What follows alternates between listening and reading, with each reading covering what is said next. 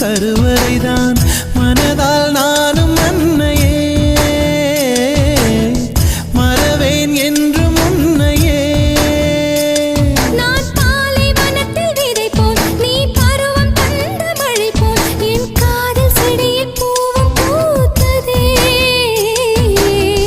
உன் விழி திறந்திருந்தால் விடியலி தேவையில்லை. உன்னை நான்